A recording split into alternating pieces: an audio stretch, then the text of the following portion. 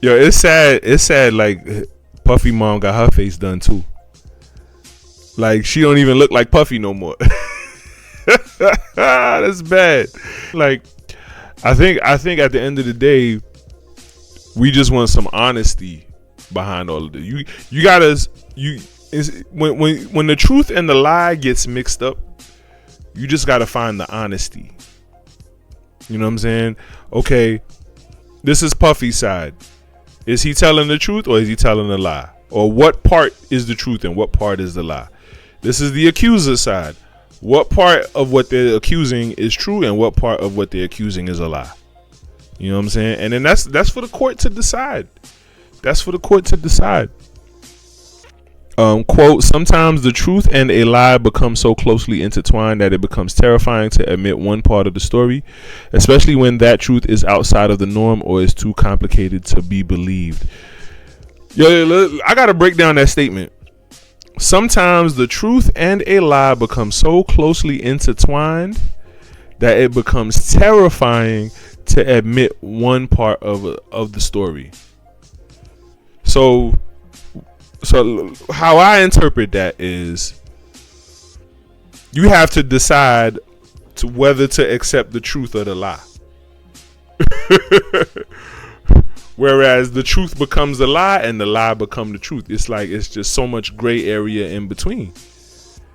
Because so now, okay, he's hosting orgies, right? But then are there minors involved? Truth, lie, truth, lie, lie, truth, truth, lie. Whoa, you know what I'm saying? He's hiring, he's inviting people to his party. You know what I'm saying? And he's hiring escorts, but are they being trafficked? Truth, lie, lie, truth. That's where the terror comes in. That's the terrifying part that she's saying, especially when that truth is outside the norm. See, like this, and that's the thing. You know what I'm saying? When have you ever heard of a person with a 50-foot bed in their backyard?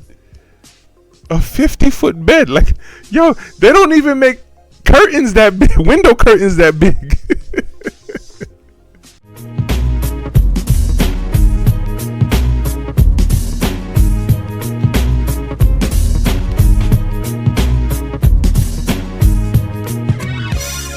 You today as another I'm pretty sure it meant to say a mother that is devastated and profoundly saddened by the allegations made against my son. Son mothers their sons are always angels.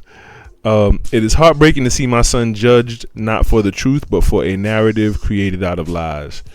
To bear witness to what seems like a public lynching of my son before he has had the opportunity to prove his innocence is a pain too unbearable to put in words. Now, the public lynching part, yeah, I do sympathize with that. I do believe that a lot of it is bullshit, and a lot of y'all are subconsciously programmed to hate black men. I'm gonna call it. I'm gonna tell the truth and shame the devil. And we hate the success of black men. We've been subconsciously programmed to hate the success of black men. I do believe that also. And I do believe that, we need to wake up. We need to wake up from that slumber. I do believe that some of us know it. A lot of, especially black women, a lot of black women know that they've been subconsciously programmed to hate black men, especially if they're successful and want to tear them down. I do believe that, and they really don't care. The salaciousness is too good. It feels too good. It's too intoxicating for them. I think they like it. They like it at this point. They know it and they don't care and they like it. Before, especially if you've had an entire life and string of chronic incidents where you've been victimized by black men simply because you live amongst black men, I could see you just becoming a black man hater. You know what I'm saying? It just you ever watch those movies where they show you how the villain is made? You know what I'm saying? So you could emotionally buy into the villain. You know what I mean? Like that's what a lot of hateful black women are. Like that's how I look at them. Like when I watched that Joker movie, the first Joker, not the second one, because they tearing that one down. They saying that one is trash. But when I watched the first Joker movie, I was just like, oh, he's the Joker. Come on, you know what I'm saying? Like, and that's how I see a lot of these women. They're scorned. They're just all of them are just scorned. You know what I mean? And hell hath no fury, right? Like so yeah. Like so it says outside the norm and it's too complicated to be believed. So it's like the more outrageous it is, the more outrageous the truth is, the more it gets, or the more outrageous, the more outrageous the truth is, the more it's harder to tell whether there's a lie or the truth. That's a deep phrase. That like, yo, who is this woman? Who is Puffy's mom? I can see how Puffy became as successful as he has. This woman is very articulate. I'm impressed. That's a sharp statement.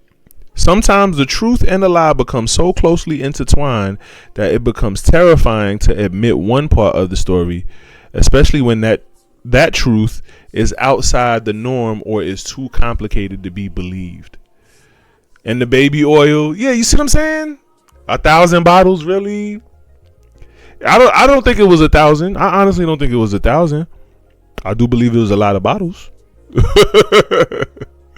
I don't think it was baby oil. It might have been Astroglide. Yo, I mean, how much of a bean are we keeping it? Like, you know what I'm saying?